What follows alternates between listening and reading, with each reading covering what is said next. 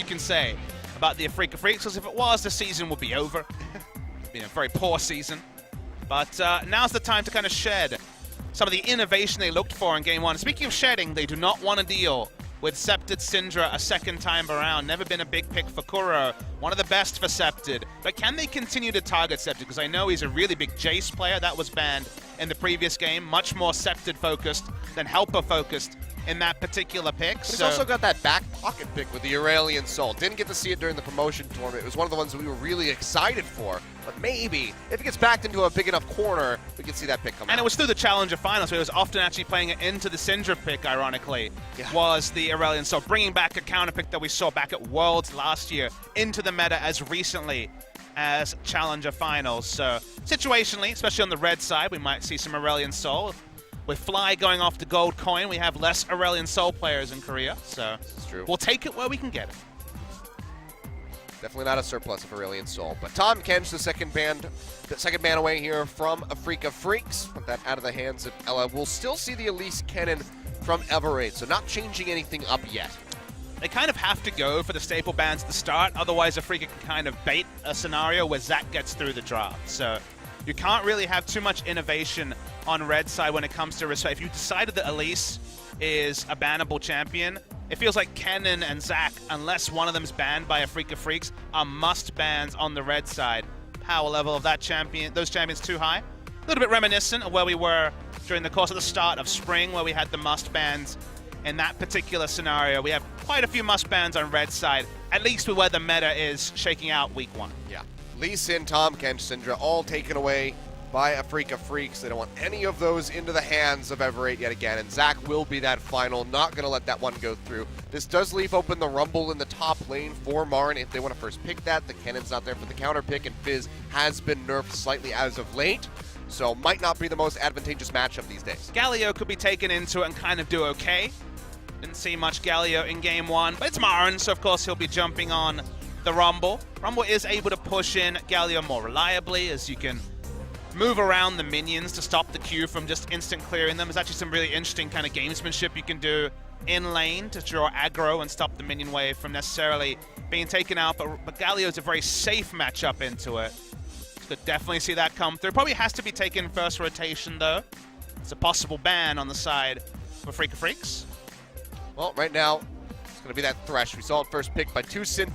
Not the most impactful that we've seen so far, even at the start of Summer Split. So will be visited now by Ella.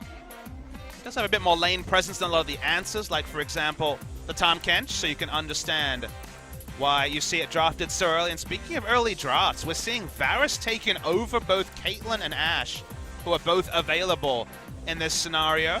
So a lot of Essence Reaver Varus yesterday, which is a build we hadn't seen since very early in the spring split, ironically. More utility focused, but a lot of pick potential from both Thresh and Varus onto a single target. All right, and hover over the Jhin, something that has really kind of fallen out of favor as of late. Second most played for Kramer in the spring split. I'm really excited to see if this is the new Jhin build I've seen in solo queue, which is Death's Dance Rush. You know, with the nerfs to all, the lethality, if you go Death's Dance, the ability to just so severely lifesteal or spellbound, whatever you want to call it, of physical damage, I guess leech off physical damage, and also the dot, meaning that as you're lifestealing, you're also taking much reduced damage, makes it a really strong dueling Jhin build. Now, it still could be the standard, but I'm seeing that build pick up, and I'm wondering if we'll see it in competitive play. All right, well, a little bit of ambiguity here from both sides. The Gragas, we could see that flex in the top, or the jungle, Karma, mid or bottom lane. Probably going to be Gragas top. Spirit Visage just chilling and pushing against the Rumble. It's one of those reliable choices. Galio and Gragas are kind of the two safest picks into the Rumble in that scenario. But like you say, Jungle Gragas is still an edge of meta jungle pick, but doesn't really feel like a Marung, especially. Probably wants to be going a little bit more fighter heavy. This is true. We didn't see it at all from him during the promotion tournament either. So went for those really aggressive picks. So will likely be for Helper, but you never know. But for now, the ban's coming out. Talia taken off the board. One pick I want to see if it's respected is Orianna, that we saw a lot of yesterday. BDD rocking up the Rift against KT Rolster. Orianna would actually be really good on the side of Ever8, who have great ball carriers already.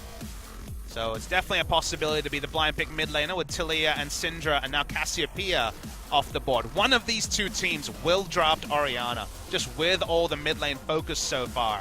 And that could mean a cool assassin somewhere, but it is heavily expected to be Orianna contested here, and she's still looking like she's top tier with now LeBlanc taken off the board as well. Yep. Go ahead, get rid of that one. Saw that ban away by Afreeca in game 1. Ever8 focusing on the mid lane here. What will Afreeca do? Do they want to try to take a jungler off the board? Do they want to go for that mid lane focus again? Give us 4 bans out on it. 5 with that Syndra coming through. Kind of run into awkward scenario, especially if you need something pushing, and they will also respect ban Scepted's Jace, who again is a really good, strong Jace player. Or is it Malrung's Jace? It's not Malrung's Jace, to be clear, but worth mentioning, like you say. We talked about the Orianna. It's kind of where the draft was being forced and also fits with the comp, so he's going to be hovered by Scepted. Locked in, so far a pretty textbook draft on the side of Ever8. This is where Afreeca can make things interesting. Pushing power is needed, and pushing in the mid lane potentially here. Could also be a support Galio. A lot of flexes available. Could exchange that around. We know Rumble's going in the top, probably. There's Ignite on Spirit, so suddenly you start thinking of Ignite junglers like Eve and Shaco in this position, but maybe he's just having a bit of fun. Taking their time with it. It's just going to be the Olaf yet again as he flips over to the Ghost, so wasn't the most impactful. Helped get that first gank off in the top lane, but really came down to that Weaver's Wall roam from Kuro to finish off Helper for the first blood, but we'll be going back over to the Olaf yet again. Now to make the Olaf work here, he's definitely going to have to get ahead. The theory behind these team fights almost certainly is going to be Olaf ghosting in, Ragnarocking in, and then Galio being the secondary diver, regardless of whether it's a support Galio or a mid lane Galio. So it feels like the power level of Olaf is kind of tantamount to Afreeca's comp working. They want to Rumble ult and then have Olaf just cause complete disarray in the backline of Jhin off screen. But Spirit had a wayward performance at best in game 1. It's going to have to step up in game 2. Malrung goes for comfort in the now extensively nerfed Graves, but another champion that could be considering the Death Stance. Death Stance on the mind, Achilles. Just want to see some Death Stance. We very well could. If I say it 3 times, doesn't it get summoned? That's the rule, right? It's like Beetlejuice? Yep, it's just like Beetlejuice. All right. Well, we'll be the Galio in the mid lane, Karma at support, so not going to be seeing any of those shenanigans mixed up. You never know with Tucson. I mean, he did bring out the Camille support for us. We know that he's a very big fan of the Aurelia support as well in his solo queue, so wouldn't be that surprised if he did pull out something like the Galio. Does feel like Galio's actually lower damage choice than Karma. They already have Jhin as an AD carry that, again, feels like he's a bit snowball in how much damage he does himself. So once again, I look to Spirit. He needs to step up the most, because if he can go Trinity Force Olaf, the craziness that we saw from Peanut at MSI, maybe the comp comes together. If not, it really feels like there will be significant damage concerns on the side of Afreeca Freecs. Yeah, itemization was something a bit concerning from the side of Spirit. They're not having that MR in game 1 to really try to mitigate Scepted. It just allowed him to snowball early on that Syndra, so a bit condemning there. We'll see if he can tighten up the performance on the Olaf this time around and help Afreeca put a win on the board to take us to game number 3, because back's against the wall. Everybody wants to win their first match here in LCK, so let's go ahead, load on the thread for game number 2.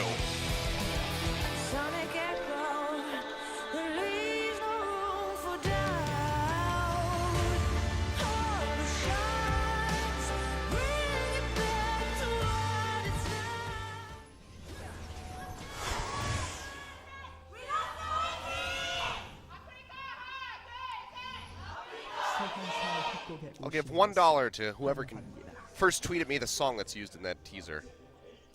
That's $1. I mean, that's a verbal contract, by the way, Achilles. It is. I'll uphold that. It's a VOD that will be saved for all time. You just have to have a PayPal. But already needs to run fast. That's a nice big invade here. They won't quite get that ward, so not even going to get that gold out of it. One of the reasons why we saw teams stop having this like Fight Club 5v5 in bot lane is that you actually lose out a lot on vision. You can now go top side, as you can see from Spirit and Marin, and get double wards around the red side.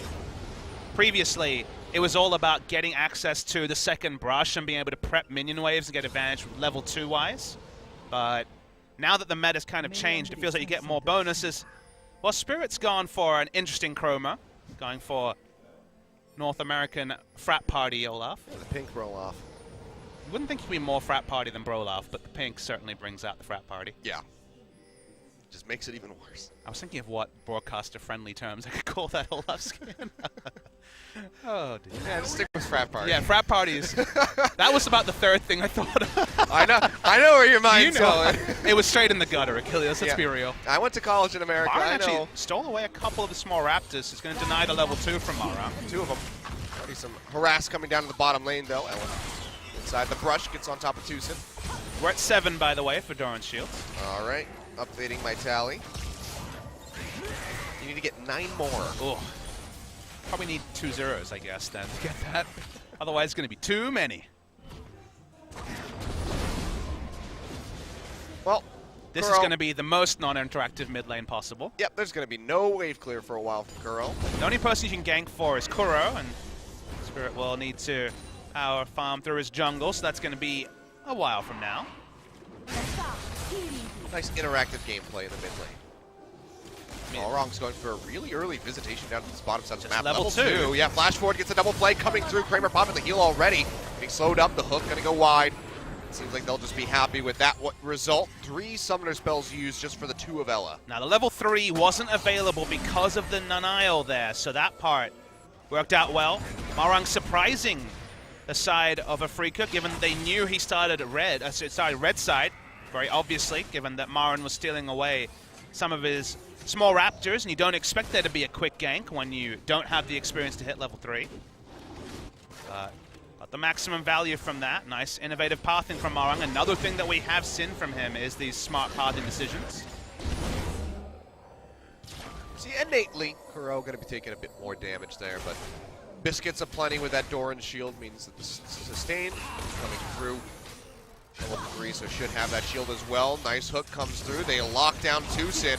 Root comes through down onto Duel with a deadly flourish, but still, Afreeca Freecs losing out on these exchanges. With it, you know, 1 summoner down, but 3 overall. Marang in the lane, actually, just in case Olaf comes in. Really good game sense here. Spirit is waiting in the wings. Throws down that ward. Hasn't spotted the Olaf yet, but will at least have vision in the tri-brush.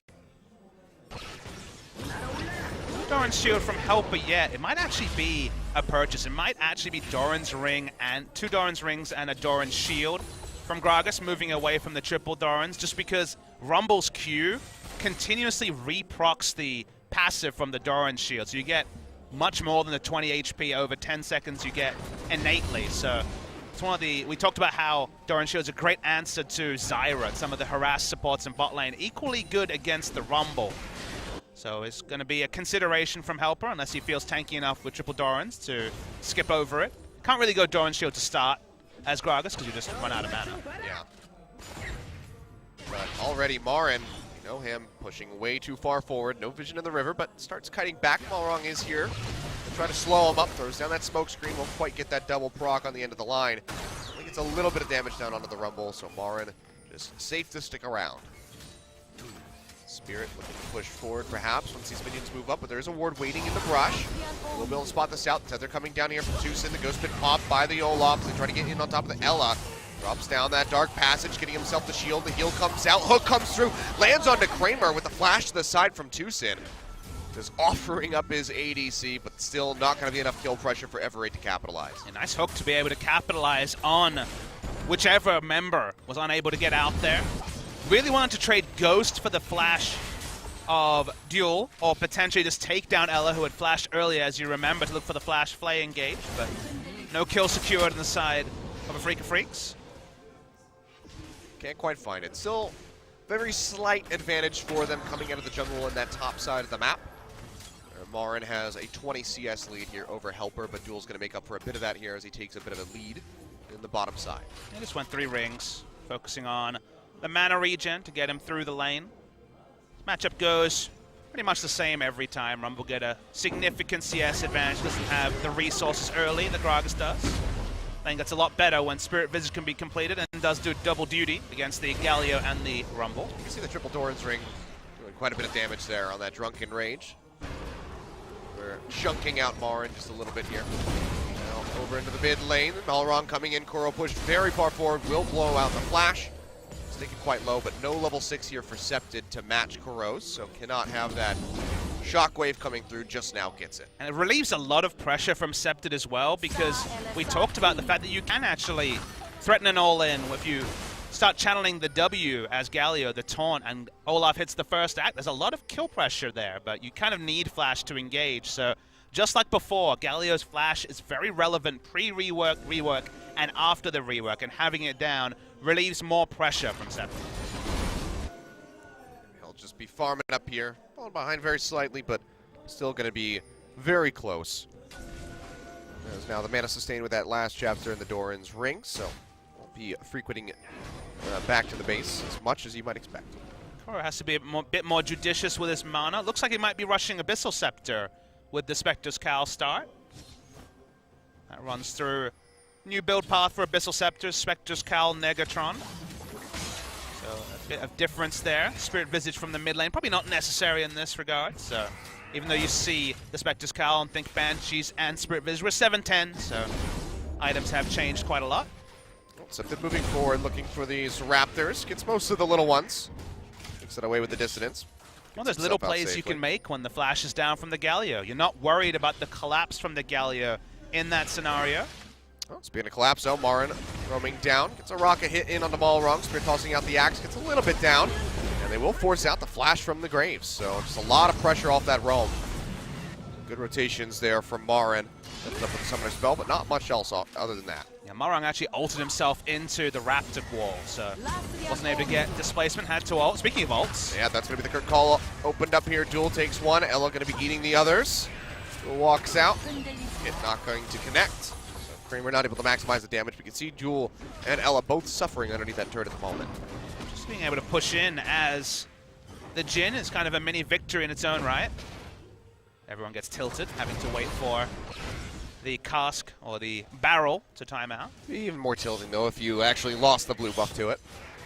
I mean, that's the most predictable ability of all time, so if you lose out to that one, then maybe you deserve it. You do deserve it.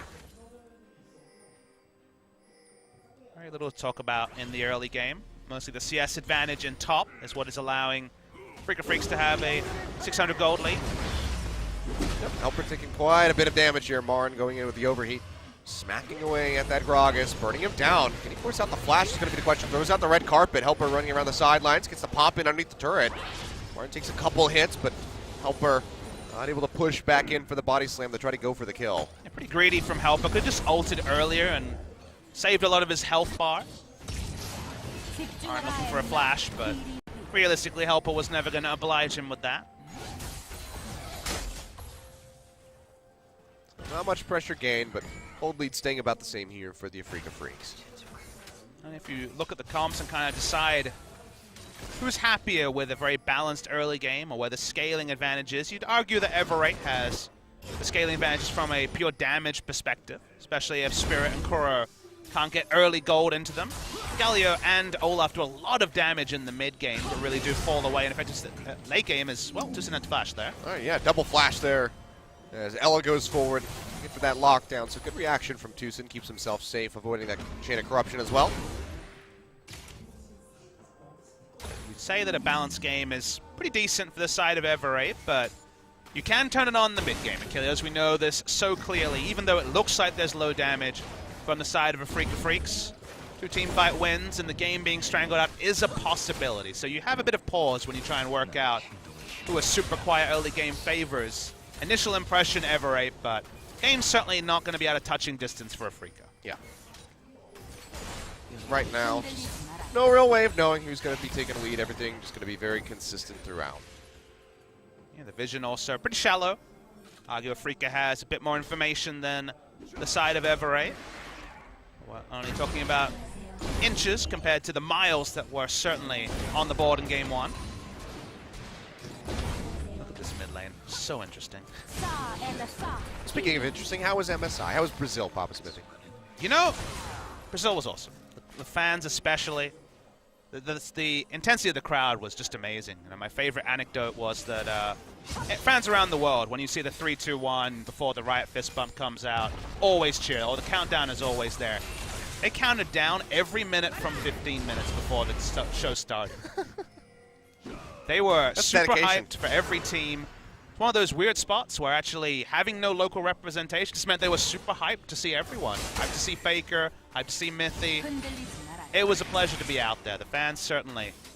You know, we always talk about KR imports when it comes to gameplay. We need some BR fans to be important for some of these audiences because, man, awesome stuff. All right, sponsor a Korea trip giveaway. We'll bring them to the LCK studio. You'll bankroll all of it, and I'll just help you with the promotion. Finally have some exchanging going on in the top lane. Helper once again going low. Body slamming away, still holding on to that flash as best he can. Now has to burn it out, but Marin's there to answer. Will come up with the solo kill for first blood. Is outplaying Helper in that top lane with his staple pick of Rumble. And you think the Helper, given that he's a Rumble man himself, would be aware of the limits, but in general it feels like he's played a bit too cute around Marin's Rumble, and Marin has beat much better top laners than Helper with Rumble in the past, so comes in with the solo kill that he was desperately looking for frequently in Game 1 on the Fiora, on a team-fighting mage this time on the Rumble, and potential for teleports means that even bot lane will lose out from Helper just mismanaging his top lane matchup. Yeah. Good sense there, though, from Ella and Duel. They kite back away from the turret, fearing that dive, but this does open up that infernal Drake here for Afreeca Freecs. We'll get things rolling. We saw Ever8 able to pick theirs up first and foremost there in game number 1. But now Afreeca start pushing forward here. It's a bit of a higher lead. And with this 8% buff coming through, it's just going to help them out even more. So good start here for the Afreeca Freecs. Something that Ever8 would have accepted when they ended up getting pushed in bot lane. The Thresh obviously not having the pushing power of a Karma, and Duel largely being on the back foot has meant that Afreeca Freecs had the run of bot lane. Rumble was always going to push Gragas, and Galio at times will push Orianna. So from there, nice little advantages secured by the side of Afreeca Freecs, and an early Infernal, again with the high base damages on a lot of the abilities from Afreeca, means that you have to really second guess which fights you choose in the early to mid game if you're Ever8, because you can definitely be blown out by some of the abilities on the side of Afreeca. We'll see how they're going to respond for this one. Helper walking down, trying to get some vision in the river around the Rift Herald. As the Dragon being down for about 5.5 minutes, that could very well be targeted out by the side of Afreeca Freecs. Spirit in a decent enough spot. Might just be able to solo out that Rift Herald at this point. With jungle item, it's usually possible. He went straight into the Righteous Glory, so it's more of a pick build from the Olaf. If he's ever spotted an award, you definitely know that he's looking for team fights. Does have that innate sustain from his W as well, so yeah, soloing out that Rift Herald probably not too big of a task for him. But just gonna go back to slow and steady. It wins the race, I'm told. On occasion, maybe not if you're Jin Air. Or if you're Marin.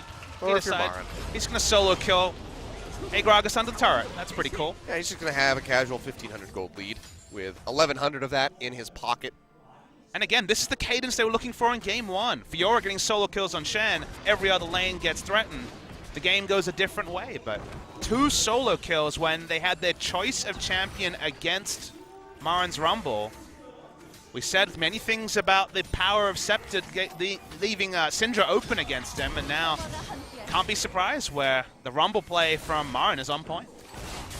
Well, Chain of Corruption comes out. Kramer just flashing away from that one immediately, so seems like Ever8 just keep rotating between enemy flashes. Tucson gets his back, burn out Kramer's, vice versa, as the Chain of Corruptions come through.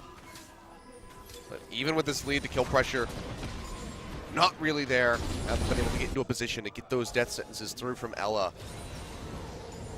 Helper still struggling. Being down in Game 1 in CS on Shen and getting the smart ults off was enough, but in Game 2, Helper's position is much worse. There's no flash here for Marin. Very far forward. Should go down as they push forward. That's going to be the entrance from here. From Koro, jumps his way in, knocks up Helper. Marin makes his way out alive. Yeah, Ever8 showing a lot of respect early, not fully committing for a kill, not knowing exactly when Galio would come in. Means that by the time Galio's entrance is there, they miss out on a kill that looks pretty straightforward. Is it a next level strategy going Galio mid to allow Rumble to overextend? That part we don't know yet, as Kramer's caught. Yeah, the box comes down here. Ella taking a bit of damage. That's going to be the route down in onto Duel. Trades a lot of damage back in onto Kramer. Now looking for Tucson as well. Go ahead, take that dark passage away from the Q from Tucson. Himself a bit healthier. So Some Marin decent sticking trading around there. here, 2 levels up. Yep, goes ahead, drops down the red car a bit. Big overheat on that Flame Spitter, ripping through him. Meanwhile, in the mid lane, Septon flashing to the side, looking for a kill in on his Spirit. Kuro tosses out the Q, won't quite find it, and Malrong is able to finish off Spirit. The collateral damage from downtown. Marin going back in on a helper. He goes forward with a body slam, gets a bit of damage in on the Marin as he takes up that turret aggro, but still cannot find the kill. Yeah, sick outplay in the mid lane, Septon staying alive, but in the top lane, once again, Helper just kind of walks in melee range of Rumble and dies for a 3rd time. The first one wasn't the best, but at this point, it's severe problems for Ever8 because the item lead for this Rumble is going to spill over into other lanes. Already has soloed down first turret blood is in the bot lane. They catch Jin. The play coming through, and with the Ignite thrown down, there's just no way for Kramer to keep himself alive, even with that heal, so he does fall. Now Kuro roaming his way in, dashes forward, looking for Ella, lands a taunt onto both he and Malrong. Play comes through, tosses out the Q, getting a lot of damage, and the hook just means that Ella is sitting inside that whirlwind. He goes down, Marin flashing forward, looking for a kill in onto Malrong, finds it, they'll follow up, take down duel at the same time. And now it's just going to be Helper all on his lonesome with Kuro very healthy to pick up this turret aggro. Shockwave comes through, Helper flashing away, trying to keep himself alive, but the taunt comes down, he falls. And it's just going to be an absolute bloodbath. Blast Cone comes down, Septon able to finish off Tucson, answers back a kill, but can he make it out of here alive? Looks like the answer is going to be yes. Afreeca said, you know what? You go your separate way. We'll finish off your turret in the bot side of the map. Yeah, when you let bruisers get ahead in the early game, this is what the game looks like. Marin deciding on his own on Rumble, his signature pick all career. I see a replay of the mid lane, opened up by Kuro. They get a lot of damage in, but the flashiest surprises, flashes over the axe, and Malrong just assassinates Olaf in the backline. The woes for the Olaf and Spirit continue. Unable to take out Kuro, still super tanky, obviously, on the Galio, but we were focusing on the kill that just shows up there. The 3rd solo kill of the game for Marin onto the top laner Helper, and teleported bot lane, didn't even have equalizer, didn't need it, and out of nowhere, Marin's 5-0-1 on Rumble at 18 minutes. I mean, 2 items completed, has the Leandries with that Zonia's, another blasting one in the inventory as well, so Marin is just completely decked out. We'll see where he wants to take that blasting one. Could just see the Banshee's Veil. I think it will definitely be Void Staff. He skipped over Void Staff because he was snowballing so hard. You need Void Staff to be able to pressure the Gragas in a side lane, but you're right. We could see some crazy items from Rumble this game. If you're this far ahead, you throw in a Death Cap, you throw in whatever you want. He's got 3 ways to go. Death Cap, Void Staff, Banshee's Veil, so it's pretty limitless options at the moment there for him. Yeah, you usually go, if you're just going a standard game, you go the Void Staff to trade, but it's only a Spectre's Cal, and you're this far ahead that you can be a backline Rumble overheating with Zonias. You don't have to worry about the magic penetration just yet, because we're only 19 minutes in. Yeah, there's really just not that much MR on the board here. Helper still with just the Spectre's Cal, hasn't been able to get much more than that. Will get rooted down, another tether coming through. Gets to the Dark Passage in time, but Spirit's waiting for him. That's going to be the hero's entrance coming through from Kuro as he arrives. Pops him up, they take him down. Duel falls. Ella now just on the outside of that curtain call. Can he make it out with his life? That's going to be the whirlwind coming through on top of the root. He will fall off screen, and Spirit finds the kill. Now Septon going low. Leandri's Torment ticking away at him. Gets the shield back in. Can't quite push forward for fear of that Flame Spirit. Body slam in. The collateral damage from downtown comes up with the kill. But can they make it out alive? Montracue barely shorting on Septon. Jukes back away from the Deadly Flourish. Will be able to walk his way out, but Afreeca Freecs, 3 members in the mid lane looking to pressure the turret. And 3 members just to take down Marin, who casually Zonias through the cask. They're winning on every side of the map, and if Marin's taking that many resources, he's not even unhappy to die. Marin's trying to stand up, he's just gonna die. Yeah, he's just gonna get taken out. Flash forward from Kramer, grenade plus that last shot comes through, the crit takes him down. They get the turret. In the meantime, Spirit taking out that Cloud Drake for a second stack toward an Elder in the late game for Afreeca Freecs. 10-4, finally waking up from that game 1 where they looked relatively abysmal. Just like Broloff, they had a bit of a hangover at the start of this series when it came to the Afreeca Freecs. Not convinced by them in game 1, but off the back of Marin getting the sort of advantage you expect on Fiora on the Rumble when he's blind picking at first pick. Context of this game, the texture of this game has completely gone away from Ever8 winners. They're certainly not out of it completely, but when you start to hope against hope for the 45-minute team fight, that lets you know that you've made significant mistakes in the early game, and they really can't look past their top laner, who has allowed Marin to basically decide the game because the Gragas is a cask, a bit of magic resist, and nothing more.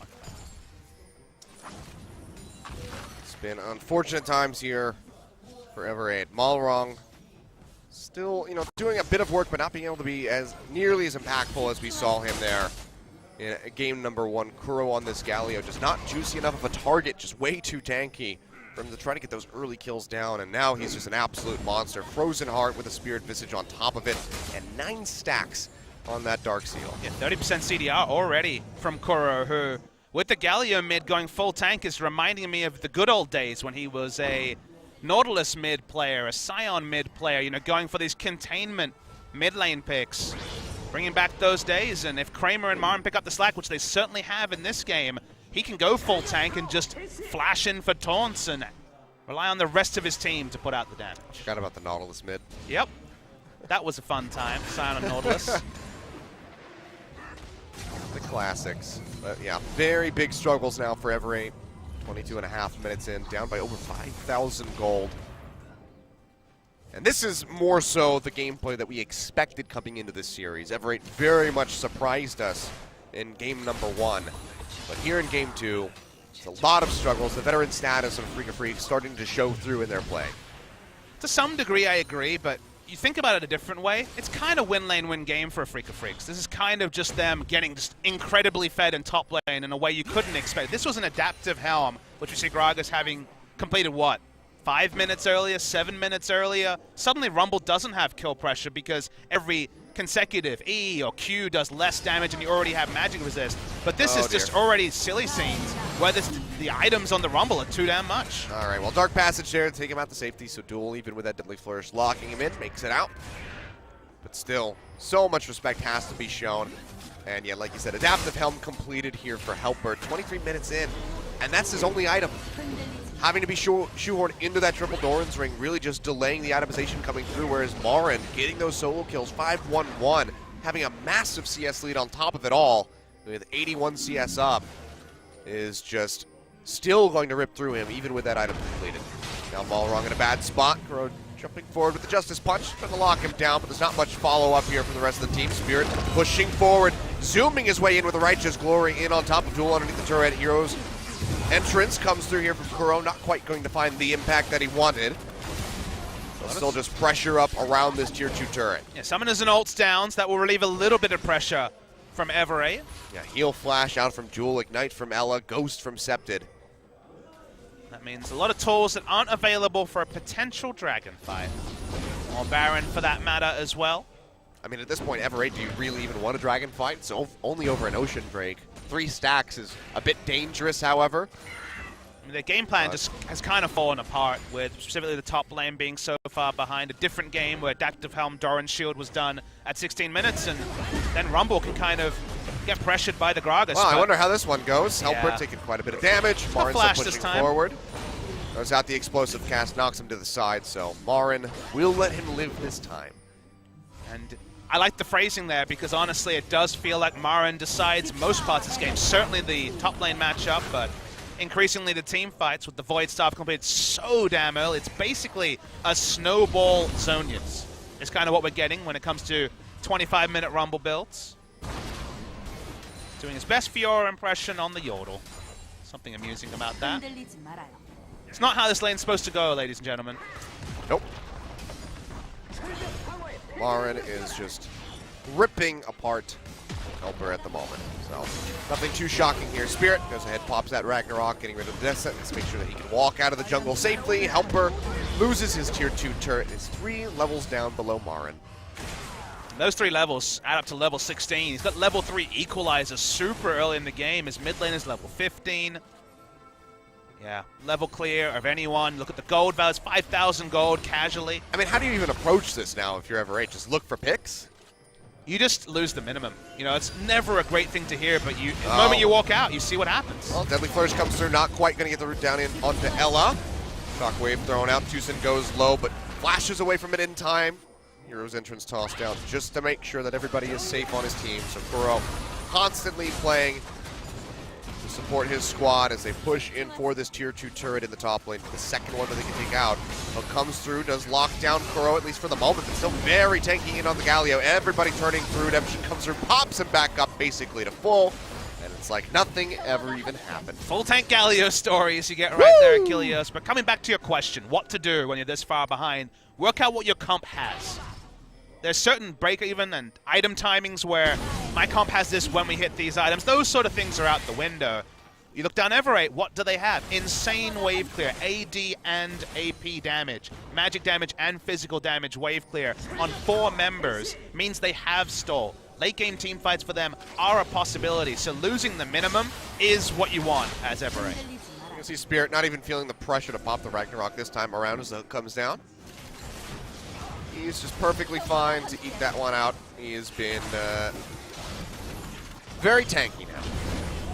Shockwave comes through though. Marn maybe overstepping his boundaries. Has that. Zonia's coming through and he's completely surrounded. He'll finally go down. Septed coming up with that shutdown gold here over to the Orianna. So a nice little turnover here for Ever8. Let's see if they can get more. TP's going to be coming through from Kuro. Hero's entrance not quite up yet. Ever8, can they afford to push in for anything else? Looks like the answer is going to be no. Now Ella getting rooted down. Afreeca, do they want to engage onto this one? The box comes down, play in onto Spirit. Into the death sentence, Ragnarok gets popped, and now he's charging forward, straight in the face of Ever8. Throws out the gust, not quite going to connect here, and Ever8 just looking to kite down the river. Let's take out a little bit of vision inside the Baron pit in the meantime, and all exit safely. Afreeca kind of have to be a 5-man death ball to do damage. We are getting to the point where some of their base values will start to fall away. So smart not to engage while the man with all the gold, Marin, is still respawning. 2 seconds away for him. But it's moments like that where you like go, okay, what did Ever8 do? Well, they hung back, they put down some wards, they wave cleared, and then someone made a mistake. And think back to game 1, a lot of individual mistakes from Afreeca Freecs was kind of the story in that match, so keep doing what you're doing. Don't necessarily look for any tricky plays because you're behind in itemization. You're weaker than you think you are, so giving up an Ocean Drake is certainly not going to be throwing the kitchen sink out. Yeah, but now Afreeca, they're looking for more. It's thrown down, getting vision over the blue buff. They'll go ahead and take this one away as Spirit picks it up. Look at the Ocean Drake simultaneously. They're still just winning out in pretty much every regard, even with Marin going down, because he has quite the Flame Horizon going for him at the moment. And you know what? Kuro has quite the Thorn Mail completed on his side. Doesn't take any damage at all. Nope. Not even a little bit. I just want to see the Medjai's now, so he has some damage to offer up. 9 stacks. I mean, we're getting close. He's certainly not going to be dying anytime soon. If he is, he's the 5th person to go down, because why put any damage into him? We saw how that went in top lane. Some decent base values. It's probably the first and last Galio we'll see that built no Doran's rings. Most people go 3 Doran's rings, just like Huni did at MSI, because at that value at level 5, when you queue the backline, all 3 range minions die just to the standard room page, which is 26 AP. It's also a rumble page. So normally you're focused on that, but in mid lane, Doran's shield into just ignoring the Orianna seemed to work fine for Kuro. Fuel knows that he's getting pinched on here. That's going to be the ghost coming through. Ragnarok there from Spirit, so not going to get locked down by the Chain of Corruption.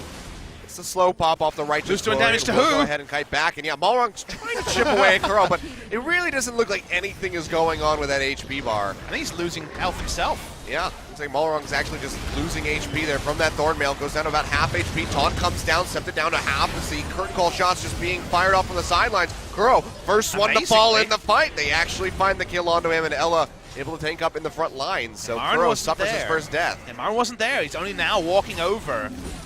Not really any point to enter here if you're Marin. Drops that curtain call. Septed takes that. Oh, not the curtain call, rather the red carpet. With the equalizer, Septed goes low, almost goes down, but has the shields in the dark passage to take him out to safety. But Afreeca, even with Kuro dead, with Septed being as low as he is, likely could just go ahead and try to force up something like the Baron. You might wonder why the heal came through. No, oh dear. Hold that. Helper walking forward, trying to get some vision down around the pit, goes low, dark passage yet again there from Ella, constantly just bailing out his teammates. Gets them to safety. We'll have to go back to the base, and Helper does not have a TP, but it looks like Afreeca aren't quite interested in rushing down the Baron. Just a little bit of breathing room, but no more than that. The reason why the heal had to come out, you might have thought, okay, it's only current health damage on the Leandris, was the death by a touch might have been enough damage to take him down. So still had to put the heal even after he'd flashed over the equalizer. Doesn't mean no flash Orianna in the next fight, so is someone who can be preyed upon. And we wondered about the death cap. It's probably a little bit later because the game has slowed down for Marin, but those equalizers, damn, do they hurt. I mean, that's 4 items to 2. Helper has Adaptive Helm and a nerfed Sunfire came to his name. Again, he's a cask. He's really only a cask. He'll die in AoE. He doesn't really do anything else, but if the cask interrupts a Jhin ultimate, then you're getting some interesting value there. So Gragas cask can do a lot of things. Initiate, disengage, even halt ultimates, but if you mess up the cask, you're literally just a moving wall. Yeah. I mean, just look at the CS coming out there from Marin. 350 in 32 minutes, but no vision of this Baron whatsoever. Already down to 4,000 health. Malrung may have to face check. It's probably going to be too late. Yeah, goes ahead. Justice Punch comes through from Kuro, gets the knock up. Curtain called. He stole it! That's going to be the equalizer. And yeah, the steal comes through from Septon over the wall, finds it. What a takeaway, and that is going to keep Ever8's hopes alive. What a turnaround! Sick blind steal from the Orianna. Insane stuff. No vision, not even spot vision. Beautiful stuff from Septon, and what felt like it'll be a game ground out by Afreeca. The reward is here for Ever8. We said, hold on to it. Play defensive. Just wave clear. Don't look for any emergency engagements. We get to see the replay. Let's see if any spot vision was there. For half a second, he saw 2,000 HP.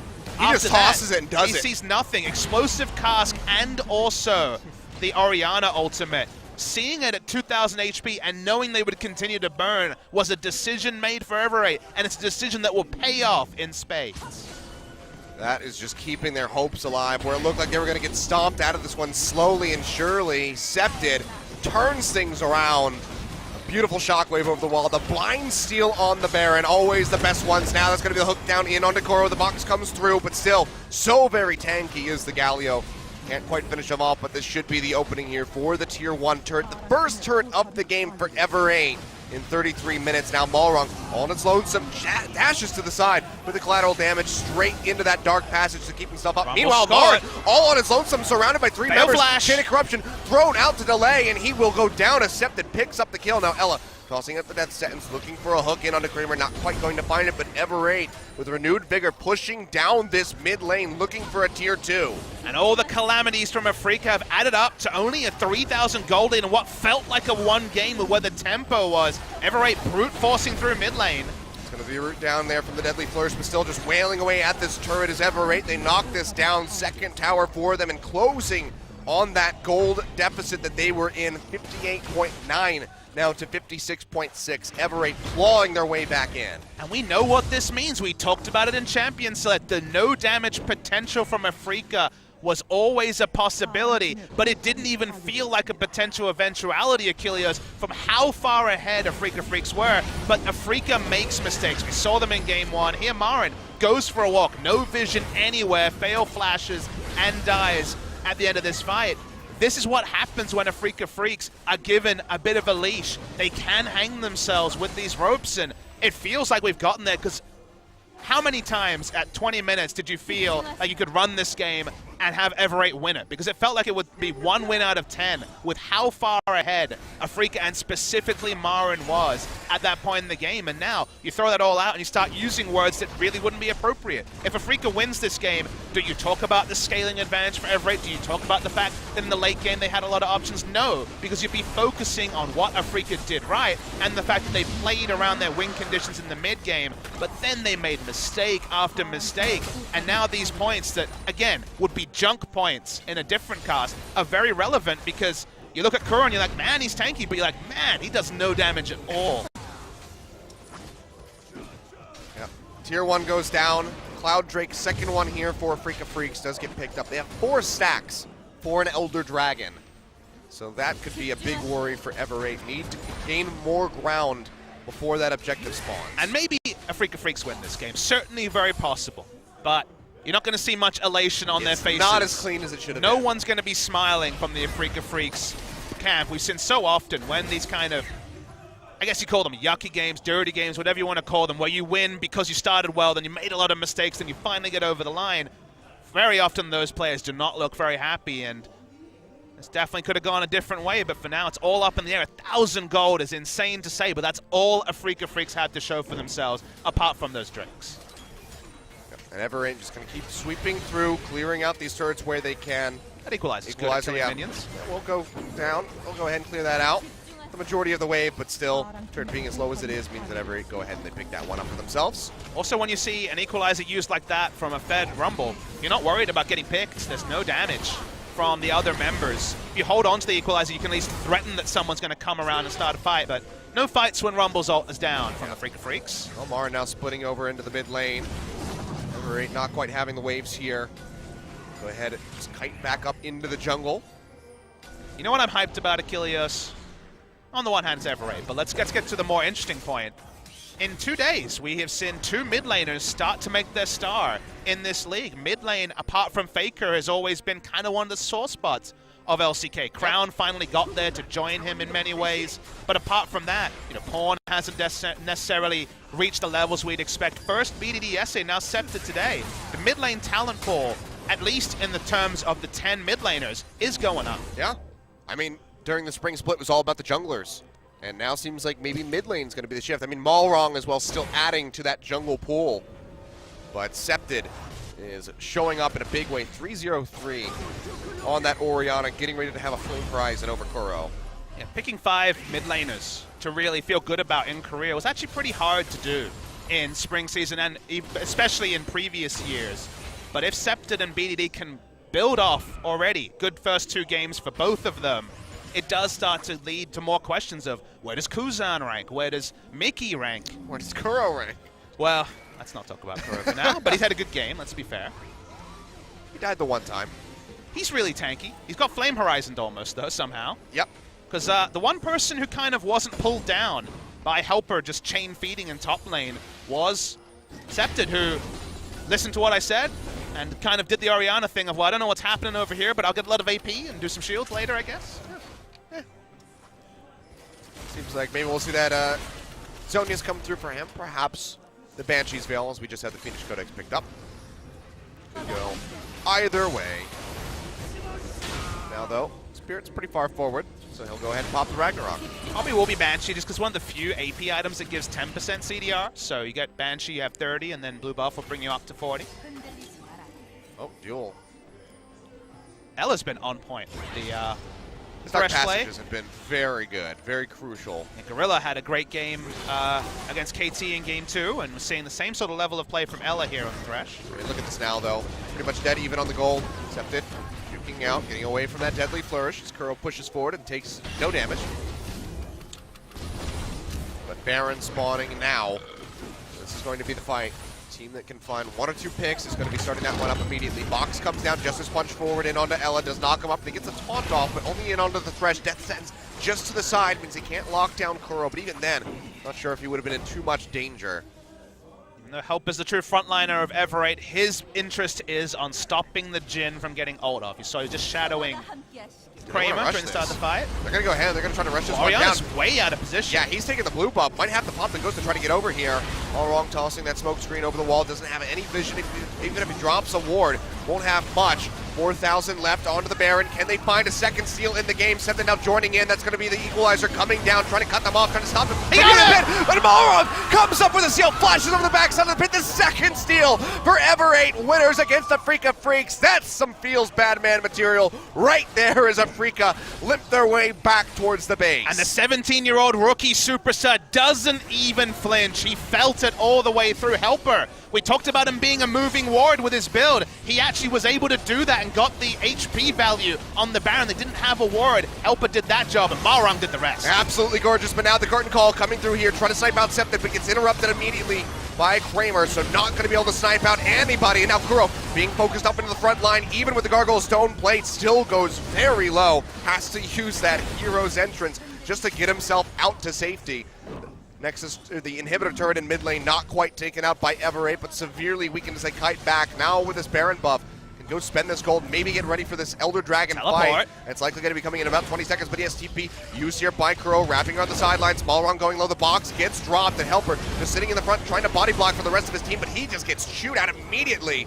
And he will fall. Kuro comes up with a kill, and the rest of Ever8 still trying to make it out safely. Oh, baby, they want more. Coming around from the sideline. Spirit dashing forward, has the Ghost and Ragnarok up. Equalizer comes down, the Shockwave comes through, and it just rips right through Kramer. He falls down. Septed still alive. Can he get the shield onto himself in time? The Leandri's actually not going to take him down, and it's a double kill over to Duel, finishing off Spirit. 3 members dead on the side of Afreeca, able to get rid of 2 Baron buffs from Helper and Malrong, but now severely crippled. A massive wave in the bottom lane, pushing down the turrets. Elder Dragon available, could be taken by Ever8. And insanely, they traded down in that scenario. Kramer getting hit by a hook. He could have been out of range. He could have been playing like long-range artillery Jhin, but got hooked under turret. They actually get 3 for 1. Septed, intense words. They want to end the game. It's very, very soon. One more push, probably all they need, because it's going to be inhibitor turret going down. It's 20 seconds on everybody, so I don't know if they can finish the game right here, but the inhibitors certainly will pay for this one. They finish that one out. Do they kite back and go for the Elder Dragon is going to be the question. They'll lose that on this turret, but Ever8, that steal from Malrong just swings them into a lead. And crazily, even Helper can feel like he had one good moment this game, because he was smart enough to actually check in on the Baron HP and get information that Ever8 could never get. They had the control ward done. It was a really good Baron force by Afreeca. They should feel good about that. It was the right decision at the right time.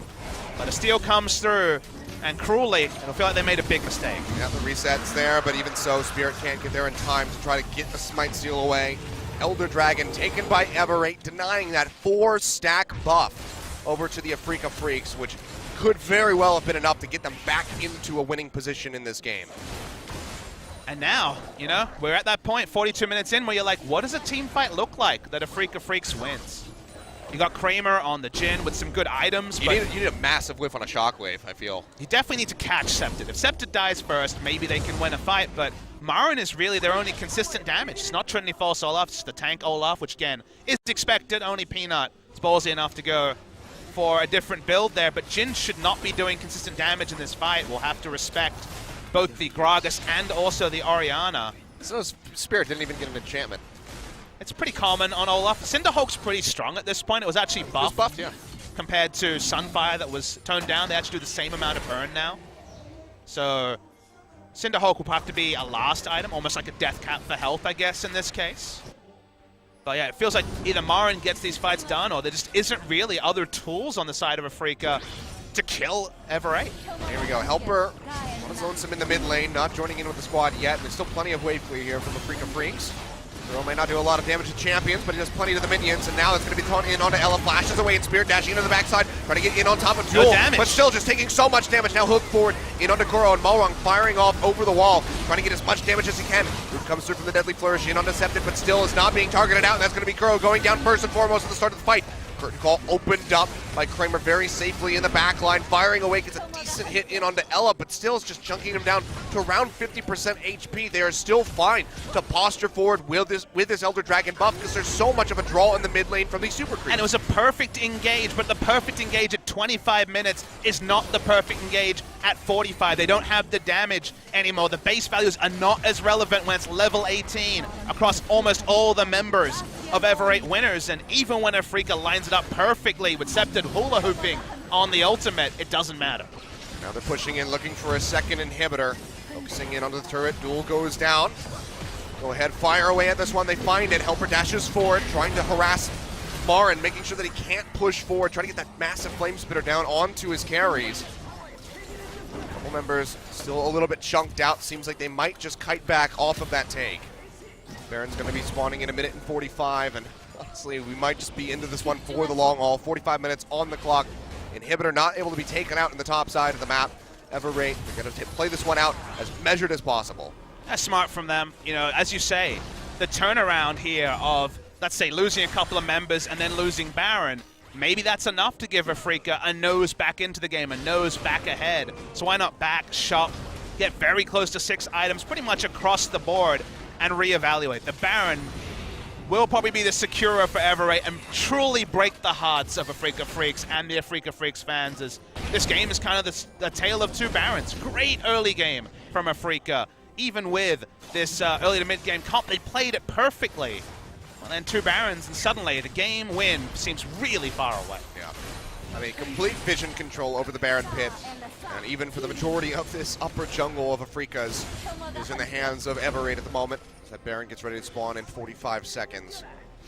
If they could find a pick beforehand, that would pretty much guarantee it. It would take a miraculous steal from the side of Afreeca Freecs to get themselves back in. It's so hard to get a pick with this comp. Again, only Jhin and Rumble do damage. They have the Dark Passage from Thresh to get off an equalizer, for example. It would require Ever8 making a significant mistake in terms of pathing, honestly, to be alone for the amount of time it takes Afreeca to delete one member. And if you see Olaf diving in, even with the knock-up from the Galio and getting a 4-5-man queue, it's just no damage behind that to actually get kills. So it's not unwinnable for Afreeca, but if it's played perfectly by Ever8, it should be unwinnable. Well, this is really aggressive here from Marin. Goes over the wall with a blast cone. And Corruption comes down, throws out that equalizer, but Duel has that Dark Passage to take himself out to safety. It's 2 ults down for just the Varus ultimate there. They do chunk out Malrung, but still Afreeca's just not in a position to start up this Baron. They can't even try to force that one out, so Malrung go ahead, lifesteal up, get himself back into the base if he wants to. Got a couple different options as far as that's concerned. Looks like it will be the recall as Ever8 just mans the fort in the mid lane. Yeah, the camps are down. He has no lifesteal items. He's just now buying a Vamp Scepter. So one camp was not enough to sustain him over 50% HP. See where the gaps in vision are, largely around Baron for now, as Afreeca has a stranglehold in that area. The moment that Rumble shows bottom, the threat there really goes down, though. Still, though, cooldowns on the hero's entrance and that equalizer very short, so Marin will especially have his backup for the next fight. So burning them out there, not going to be the most consequential thing, but that is the Baron started up right now. We're pushing forward, trying to get some shots down on the Helper, the only member that he can really hit, but that's going to be the hook forward in on the Koro, drags him into the box down to half HP, but that's going to be the big shields coming through as well as the Redemption heal, popping him back up. Around 70%, so the Galio's still going to be very healthy. Equalizer thrown down to the backside. Helper all on his lonesome in the front lines. He's able to body slam himself out to safety. Now the curtain call opened up, sniping out onto Ela. Last shot might just take him out. Duel's going to have to try to eat this one. 900 on the hit, flashes away, trying to get the lifesteal off the minions. Will pop himself back up, but Koro dashes forward. The hook from Ela, not going to connect, and that's going to be the first kill coming through as Helper and Duel both go down. This could be the fight for the Afreeca Freecs. Septon getting sniped out here by Marin, who's perfectly healthy, goes into the Zonians, but still goes down. 3 members taken out, make that 4 as Ela falls, and it's just Malrung all on his lonesome on the backside of the pit. But it seems like Afreeca don't even want to go for the Baron right now. They might just have to set their sights on these inhibitors, if not just the Nexus. Yeah, the Baron damage is pretty low from the side of Afreeca Freecs, but they played that fight out about as well as possible. For once, Ever8 were not in a situation for Septon to be the general and put the ball on a frontliner. Helper was separated from the rest of his team, and they may not be able to end the game fast enough here, but damn, they're going to try and get at least a couple of inhibitors. Yeah, it's going to be 24 seconds here on a Duel, 24 they're going to as well try on for this, Helper. though, Achilles. They're going to try their damnedest. The minion wave now coming through. Malrung, a little wave clear he offers up is going to have to be rather impactful. Doesn't get a whole lot done here. Now they're in onto the Nexus turret. It's Afreeca Freecs. They might have just done this. 50-minute death timers might be enough. Yep, looks like they're going to do it. Insane turnaround. The one fight decided the game. Such a back and forth. 2 Baron seals for Ever8 winners, but despite it all, Afreeca, they find the one perfect fight for themselves, nearly get the ace, close out the game. They're going to take us to game number 3. How can there be any more turns of emotion in a single game than what we saw in game 2 of this series? Afreeca, elation at this point, but will soon be frustration over how they mismanaged their early advantage. Ever8 thought they would have done the second Baron buff. We thought that would be the final dagger into the heart of the Afreeca Freecs, but at 50 minutes, you forget how long the death timers are. 4 members going down, even a Graves wave is not enough, and you can see Malrung and the rest of Ever8 look stumped because they thought this was going to be a debut 2-0, and instead, it's going to be a 3rd game.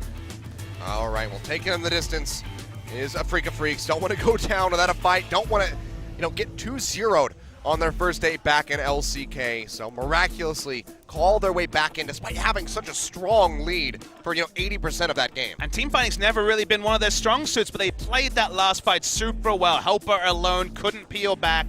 The Orianna ball couldn't go onto the priority targets, and in the end, Afreeca out-team fought them. Well, really nicely done by them. But now we have one final game to play out for this first match, so don't go anywhere, guys. We'll be back in just a few after this break.